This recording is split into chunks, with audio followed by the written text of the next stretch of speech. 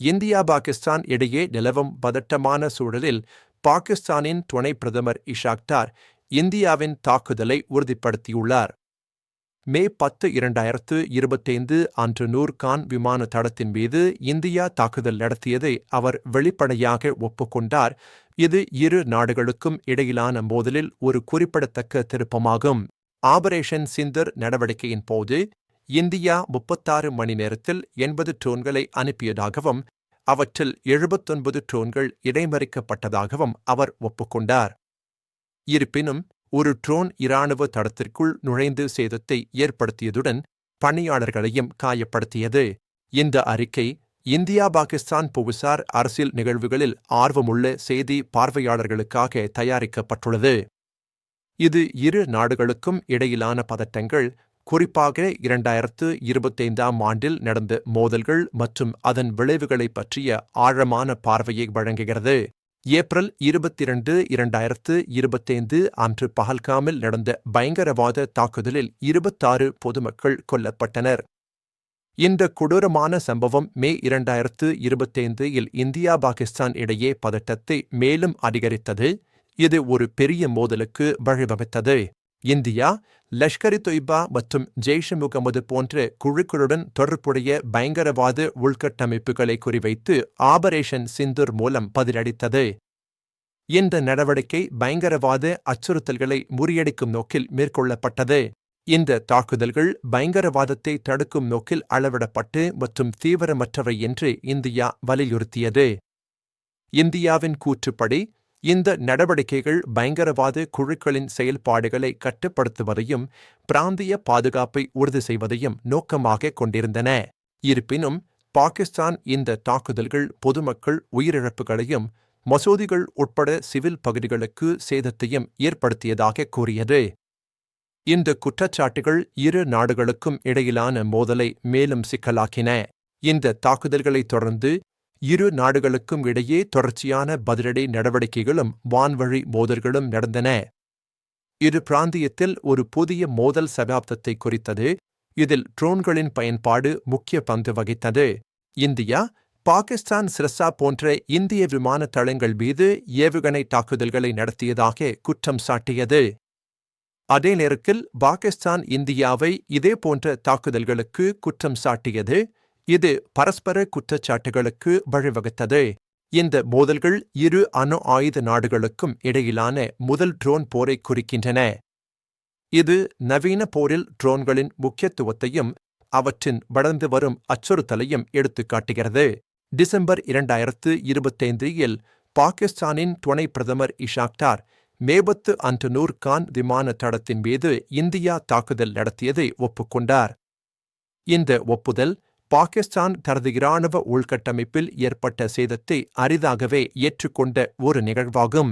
India 36 மணி நேரத்தில் 80 ட்ரோன்களை அனுப்பியதாகவும் அவற்றில் 79 இடைமறிக்கப்பட்டதாகவும் டார் கூறினார். இந்த ட்ரோன்கள் பாகிஸ்தான் வான்வெளியில் ஊடுருவி இராணுவ இலக்குகளை குறிவைக்க முயன்றன. இருப்பினும் ஒரு ட்ரோன் இராணுவ தளத்திற்குள் நுழைந்து சேதம் விளைவித்தது மற்றும் பணியாளர்களை காயப்படுத்தியது. இந்த சம்பவம் நூர்கான் விமான தளத்தின் பாதுகாப்பு குறைபாடுகளை வெளிப்படுத்தியது. இது இந்திய தாக்குதல்களின் தாக்கத்தை பாகிஸ்தான் ஒப்புக்கொண்ட ஒரு அரிய நிகழ்வாகும். பொதுவாக பாகிஸ்தான் இதுபோன்ற தாக்குதல்களின் விளைவுகளை குறைத்து மதிப்பிடும் அல்லது மறுக்கும். மே 7 வான்வழி போரின் போது பாகிஸ்தான் 7 இந்திய ஜெட் விமானங்களை சுட்டு வீழ்த்தியதாகவும் டார் கூறினார். ஆனால் அதற்கு எந்த ஆதாரமும் வழங்கவில்லை. இந்த கூற்று இந்தியாவின் தரப்பால் மறுக்கப்பட்டது. அமெரிக்க வெளியுறவுத்துறை செயலாளர் மற்றும் சவுதி வெளியுறவுத்துறை அமைச்சர் இரு நாடுகளுக்கும் இடையே போர் நிறுத்த ஒப்பந்தத்திற்கு வழிவகுத்ததாகவும் அவர் தெரிவித்தார். இந்த சர்வதேச தலையீடு மோதலை தணிக்க உதவியது. நூர்கான் விமான தளம் ராவல்பிண்டியில் அமைந்துள்ள ஒரு மூலோபாய முக்கியத்துவம் வாய்ந்த விமான தளமாகும். இது பாகிஸ்தான் விமானப்படையின் முக்கிய தளங்களில் ஒன்றாகும். இது போக்குவரத்து மற்றும் தளவாட மையமாக செயல்படுகிறது. இது பாகிஸ்தானின் இராணுவ தலைமையகம் மற்றும் தலைநகருக்கு அருகில் அமைந்துள்ளது. இது ஒரு முக்கியமான தளமாக அமைகிறது. இந்த தளத்தின் மீதான தாக்குதல் பாகிஸ்தானின் பாதுகாப்புக்கு ஒரு பெரிய அச்சுறுத்தலாக கருதப்பட்டது. இந்த மோதல் சர்வதேச கவலையை ஏற்படுத்தியது. மே 10 அன்று அமெரிக்கா போர் நிறுத்தத்திற்கு மத்தியஸ்தம் செய்ததாக கூறப்படுகிறது. சர்வதேச சமூகம் இரு அணு ஆயுத நாடுகளுக்கும் இடையிலான மோதல் மேலும் அதிகரிக்காமல் தடுக்க முயன்றது. பாகிஸ்தானின் இராணுவ நடவடிக்கைகளின் டைரக்டர் ஜெனரல் தனது இந்திய சகாவுடன் போர் நிறுத்தத்தை முன்மொழிய தொடர்பு கொண்டார். அதை இந்தியா ஏற்றுக்கொண்டது. இந்த பேச்சுவார்த்தைகள் மோதலை முடிவுக்கு கொண்டுவர ஒரு முக்கியமான படியாகும். இரு தரப்பினரும் நிலம், கடல் மற்றும் காற்றில் அனைத்து இராணுவ நடவடிக்கைகளையும் நிறுத்த ஒப்புக்கொண்டனர். இந்த போர் நிறுத்தம் பிராந்தியத்தில் அமைதியை மீட்டெடுக்க ஒரு தற்காலிக தீர்வாக அமைந்தது. 2025ஆம் ஆண்டு இந்தியா பாகிஸ்தான் மோதல் இரு அணு ஆயுத அண்டை நாடுகளுக்கும் இடையிலான தொடர்ச்சியான பதட்டங்களை எடுத்துக்காட்டுகிறது. இந்த மோதல் பிராந்திய பாதுகாப்பிற்கு ஒரு பெரிய அச்சுறுத்தலாக உள்ளது.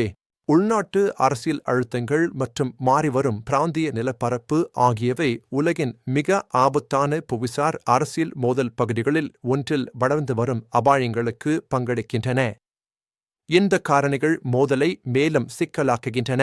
இந்த மோதல் இந்தியா மற்றும் பாகிஸ்தான் இடையே வான்வழி போர்களில் ட்ரோன்களின் முதல் பயன்பாட்டையும் கண்டது. இது பிராந்தியத்தில் தொழில்நுட்ப மோதலின் ஒரு புதிய சகாப்தத்தை குறிக்கிறது. ட்ரோன்கள் எதிர்கால போர்களில் முக்கிய பங்கு வகிக்கும் என்பதை இது காட்டுகிறது. இந்த நிகழ்வுகள் இரு நாடுகளுக்கும் இடையிலான சிக்கலான உறவின் தொடர்ச்சியான பரிணாம வளர்ச்சியை அடிக்கோடிட்டு காட்டுகின்றன. இந்த மோதல்கள் பிராந்தியத்தில் அமைதி மற்றும் ஸ்திரத்தன்மையை நிலைநாட்டுவதற்கான சவால்களை எடுத்துக் காட்டுகின்றன.